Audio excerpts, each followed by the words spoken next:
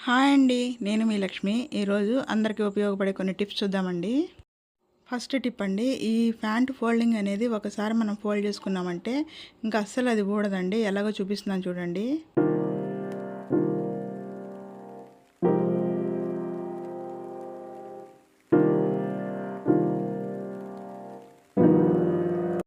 ఒక్కో ఫోల్డింగ్‌కి నేను వీడియోలో చూపించిన విధంగా బాగా లాగి ఫోల్డ్ చేయండి.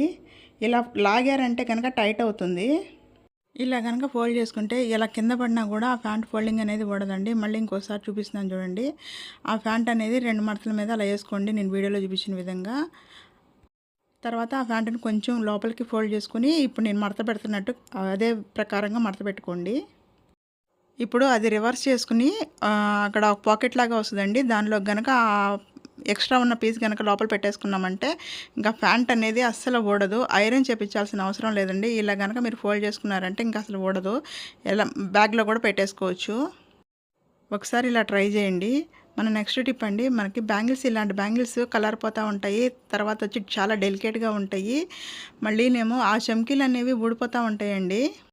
ముఖ్యంగా కలర్ పోయే బ్యాంగిల్స్ను పైన చమ్కీలు ఊడిపోయే బ్యాంగిల్స్కి ఈ టిప్ అండి.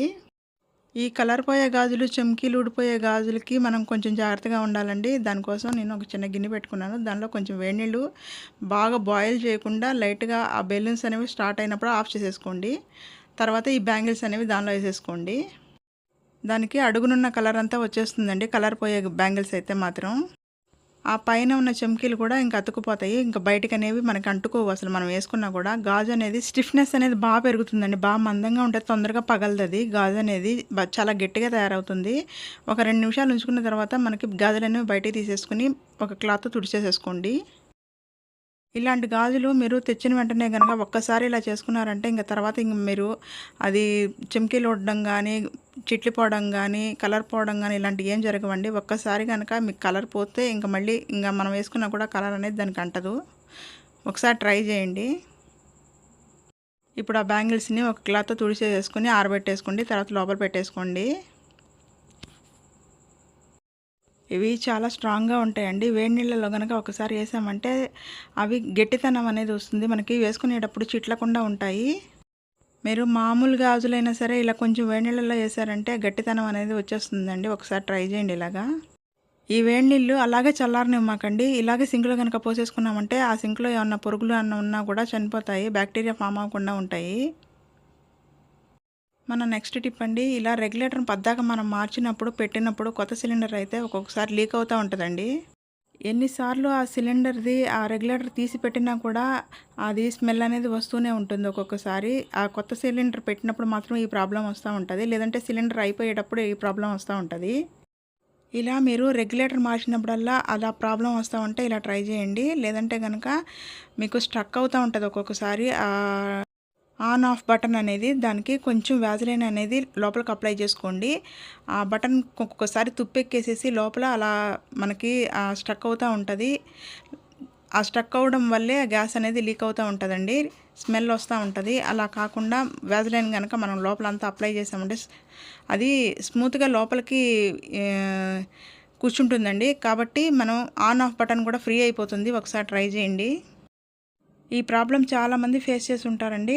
తర్వాత నెక్స్ట్ అండి, ఈ మనం పైప్ పెడతాం కదా ఆ సిలిండర్కి, ఆ పైప్ పెట్టే చోట ఇలాంటి పిన్స్ అనేవి ఉంటాయండి. ఒక్కోటి 10 రూపీస్. మనం ఒకసారి ఫిక్స్ చేసేసుకున్నామంటే దీనికి ఆ పైప్ అనేది అసలు రాదు. మనం ఈ నట్టు ఉప్పదీస్తే తప్ప పైపు దాని నుంచి జాయింట్ అయ్యి రాదు. మనం సిలిండర్ ముందుకి వెనక్కి తిప్పినా కూడా ఆ పైప్ అనేది ఊడదు. ఈ గ్యాస్కి కూడా మనం అటాచ్ చేసినప్పుడు ఈ పిన్ పెట్టేసుకున్నామంటే మనం లేపినప్పుడల్లా పైపు నలిగిపోతూ ఉంటుంది. ఆ నలిగిపోయినప్పుడు గ్యాస్ అనేది లీక్ అవుతూ ఉంటుంది, లూజ్ అవుతుందన్నమాట. ఇలా కనుక మనం పిన్ పెట్టేసుకున్నామంటే అసలు లూజ్ అవ్వదండి. ఇవి గ్యాస్ సిలిండర్ వేసేవాళ్ళు ఇస్తారు. ఒక్కొక్కటి 10 రూపాయలు, రెండైతే 20 రూపాయలు. మనము ఇలా ఫిక్స్ చేసేసుకున్నామంటే ఆ పైప్ అనేది లూజ్ అవ్వదండి. తర్వాత కొత్త పైప్ మార్చుకున్నా కూడా ఈ పిన్స్ అనేవి మార్చుకోవాలి. మన నెక్స్ట్ టిప్ అండి. ఇలా బాస్మతి రైస్ కానీ, బ్రౌన్ రైస్ కానీ మనం ఎక్కువ తెచ్చుకున్నప్పుడు అవి తుట్లు కింద పురుగులు పట్టేస్తూ ఉంటాయి. ఇవి మనం ఎక్కువ రెగ్యులర్గా వాడాం కాబట్టి మనం పక్కన పెట్టేస్తూ ఉంటామండి. అవి పురుగులు పట్టేస్తూ ఉంటాయి. అందుకని దానిలో 2 బిర్యానీ ఆకులు, 4 లవంగాలు పెట్టేసుకున్నామంటే పురుగులు అనేవి అసలు రావండి. ఈ లవంగాలును బిర్యానీ ఆకులు లోపలికి వేసేసుకొని కొంచెం బియ్యం పైకి వేసేసుకున్నామంటే ఆ స్మెల్కి అసలు అవి దరిదాపులకు కూడా రావు. ఒకసారి ట్రై చేయండి. ఇట్లాంటి వాటికి పప్పులకు కానీ బియ్యానికి కానీ తడి చేతులు అనేది అస్సలు పెట్టకూడదండి. మన నెక్స్ట్ టిప్ అండి, ఇలాంటి శారీస్ మనం పిన్ను పెట్టినా కూడా అవి పోగులు పోగుల కింద వచ్చేస్తూ ఉంటాయి. అవి లేదంటే లోపలికి మాత్రం దూరదు. అలా పోగులు పైకి లేసి రాకుండా ఉండాలంటే ఇలా ట్రై చేయండి. మనం శారీ పిన్ పెట్టిన వెంటనే కూడా దారాలు దారాల కింద మనకి లేసి వచ్చేస్తూ ఉంటాయి ఒక్కొక్కసారి. అలాంటప్పుడు ఇలాగా మనం నూరుకుంటాం కదండి, రాళ్ళు ఉంటాయి కదా, ఆ రాయి మీద కొంచెం రఫ్ చేయండి ఆ పిన్ అనేది. ఇలా రఫ్ చేయడం వల్ల దానికి ఏదైనా కూడా మనకి గరక అనేది ఉంటే కూడా స్మూత్ అయిపోతుంది. ఇలా కొంచెం రఫ్ చేసేసేసి మనం శారీకి పెట్టుకున్నామంటే అది ఎంత మందమైనా సరే ఎన్ని పొరల మీద ఉన్నా కూడా మనకి ఇంకా పోగులు అనేవి రావండి. ఎన్ని మడతల మీద అయినా సరే పిన్ అనేది పెట్టేసుకోవచ్చు. నేను చూపిస్తున్నాను చూడండి. ఇప్పుడు మొత్తం శారీ అంతా కూడా మడతల మీద పెట్టేసి చూపిస్తాను. పోగులు అనేవి బయటికి రావండి. ఒకవేళ శారీ పిన్ కనుక మీకు శారీకి దిగడం లేదని అనుకున్నా కూడా ఇలా ట్రై చేయండి. మిషన్ సూది కూడా ఒక్కొక్కసారి ఆ దారాలు అనేవి తెగిపోవడము లేదంటేనేమో కుట్టు సరిగ్గా పడకపోవడం ఉంటాయండి. అలాంటి సూదులు కూడా ఇలాగ రాయి మీద కనుక మనం గీసుకున్నామంటే ఆ కుట్టు అనేది బాగా వస్తుందండి. పిన్ కూడా ఇప్పుడు చూసారు కదా ఎన్ని మడతల మీద నేను పెట్టానో, అయినా సరే అలా దిగిపోయింది. ఒక 2 నిమిషాలు మనం రఫ్ చేసుకున్నామంటే సరిపోతుందండి.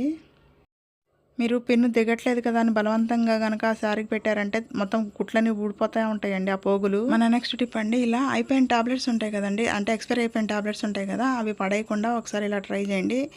వీటిని దంచడం కానీ వేడి నీళ్ళల్లో కానీ అసలు ఏమాకండి. ఇవి ఎక్స్పైర్ అయిపోయిన టాబ్లెట్స్, స్మెల్ కూడా మనం అసలు పీల్చకూడదు.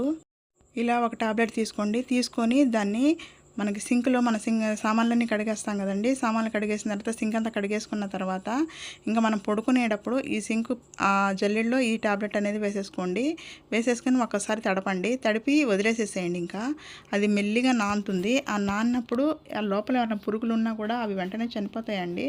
మీరు వేడి నీళ్ళల్లో మరగబెట్టి లేదంటే దంచి అవి చేశారంటే చేతులకి ఆ టాబ్లెట్ అంతా అంటుకుపోతుంది. మళ్ళీ మనకే ప్రాబ్లం అవుతుంది. అది మనం ఎలాగో రాత్రి కిచెన్లో ఉండం కాబట్టి ఆ పురుగులు అనేవి అసలు రావు, ఉన్నా కూడా చనిపోతాయి. ఈ టాబ్లెట్ తెల్లారేసరికి మొత్తం కరిగిపోతుందండి. ఇంతేనండి మన వీడియో నచ్చితే లైక్ చేయండి, మీ ఫ్రెండ్స్ అండ్ ఫ్యామిలీకి షేర్ చేయండి, తప్పకుండా సబ్స్క్రైబ్ చేసుకోండి.